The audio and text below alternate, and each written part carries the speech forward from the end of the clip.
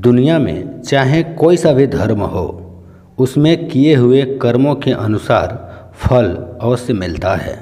सनातन काल से ही चला आया है कि बुरे कर्मों का बुरा फल हमें भुगतना ही पड़ता है, चाहे वह इंसान हो या फिर खुद ईश्वर ही क्यों ना हो। इसका एक उदाहरण है माता सीता।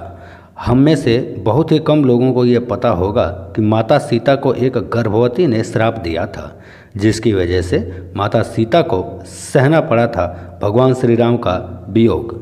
सवाल ये है कि आखिर किस गर्भवती को तड़पाया था माता सीता ने, और माता सीता को उसकी क्या सज़ा भुगतनी पड़ी थी। तो चलिए हम आपको बताते हैं कि आखिर किस गर्भवती ने और क्यों दिया था माता सीता को श्राप। कहते हैं एक बार बाल्यावस्था में माता सीता अपनी सहेलियों के साथ बगीचे में खेल रही थीं और उसी बगीचे के एक पेड़ पर तोते का एक जोड़ा बैठा हुआ था। दोनों आपस में माता सीता और भगवान श्री राम की बातें कर रहे थे, जिसे सुनकर माता सीता का ध्यान उनकी तरफ आकर्षित हो गया।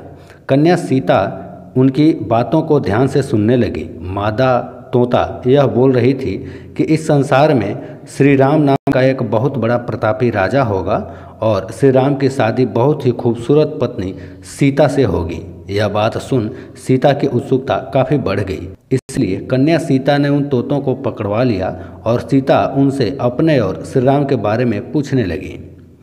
उन्होंने तोते से पूछा कि तुम्हें ये सब कैसे पता चला। तब तोते ने कहा उन्होंने यह बात महर्षि वाल्मीकि के मुख से उनके आश्रम में सुना था।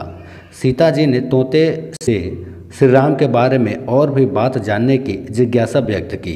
कहा कि तुम जिस सीता की बात कर रहे हो वह जनक पुत्र सीता मैं ही हूँ। मैं चाहती हूँ कि तुम आज से मेरे साथ रहो, मेरी सहेली बनकर, और मेरे और श्री राम के बारे में मुझे बताती रहो।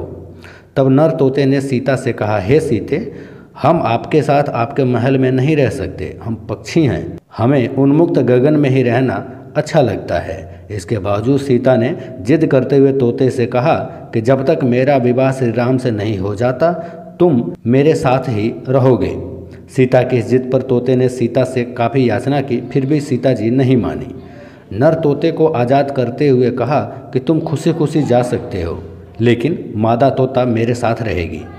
इस पर नर तोते ने सीता से कहा, हे सीते, मेरी पत्नी गर्भ से है, मैं इसका वियोग नहीं सह पाऊंगा, आप इसे छोड़ दो।